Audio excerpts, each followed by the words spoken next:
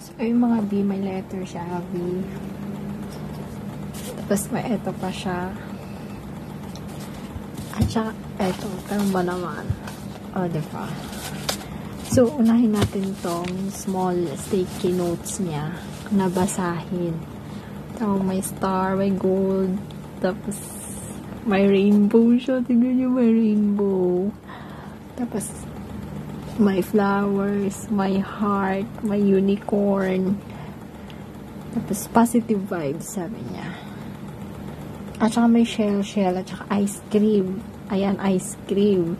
Diba? Kasi, we both love ice cream, guys. Okay, so, babasahin na natin isa-isa yung sticky notes. So, nagsasabi dito na, kapag pagod ka, basahin mo. So, isa-isahin natin basahin. So, dito guys, finast forward ko na. Binabasa ko na yung laman ng small sticky notes niya. And more siya sa motivation and more cheering up. So, ganyan kasi siya palagi from the first day na naging kami. Palagi niya talaga pinapaalala sa akin na hindi ako nag-iisa. And then, napaiyak ako kasi naalala ko lahat ng pagsubok na napagdaanan ko. And then, she's always there para sa akin. Yung nililift up niya ako, sasabihin niya dapat magiging positive ako palagi. And then, if ever na kung ano yung problema, andyan siya palagi. My Avyang, thank you so much. And I'm gonna cheer you up din palagi. So, supportahan ka sa lahat ng mga bagay na gusto mo. Hindi ko alam kung deserve ko ba yung isang katulad mo na sobrang effort yung ginawa mo na. Which is never, hindi ko pa naranasan sa buong buhay ko. At sobrang appreciate ko po yung ginawa mo.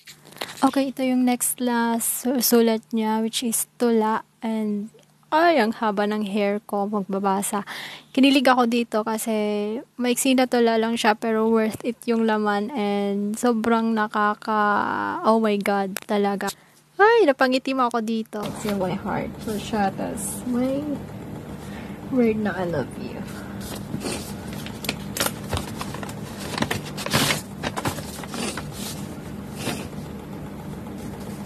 Basahin na. Ay! May giant flower siya.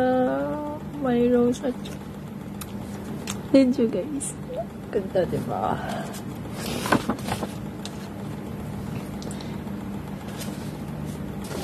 Yung date is July 16.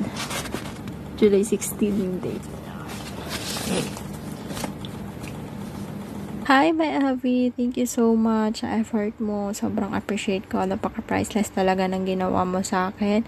Lagi mo din tatandaan na andito din ako palagi para sa'yo. Susuportahan ka sa lahat ng gusto mo at mga plano natin sa buhay. And I'll cheer you up always. And mahal na mahal kita palagi mong tandaan. At huwag mo akong iwanan. Please lang. I love you. I-present ko din yung ginawa niya sa akin. Todo effort siya dito. Ito yung una is yung small ring na gawa siya sa maliliit na beads and different color. Nag-effort siya talagang hirap pa yung gawin dito kasi sobrang liit. And then, para dito sa aking pinky swear finger, diba? So, it means nagpa-promise siya na whatever will happen, she will choose me over other things. Na, okay. And then, next is yung bracelet na may beads din siya, handmade, and may, may tatlong special beads dito na may wear na I love you. And then dito sa baba may smiling face. Yung gustong gusto ko dito sa beads na to. Nag-aala lang siya, nagpe-present na kapag galit ako sa kanya, sabi niya, smile Jonah, diba? Ganun kasi siya bapang asal. So kapag galit ako sa kanya, makakalimutan ko yung galit ko kapag makikita ko to kasi nagsasabi siya, smile ka lang Jonah, diba? So, ang ganda ng effort niya, napaka-simple pero I love it. So, thank you so much, Abby. Aalagaan ko to, ingatan ko to, promise. Baka pag ito masira, Diyos ko, iiyakan ko talaga ng sobra. So cute.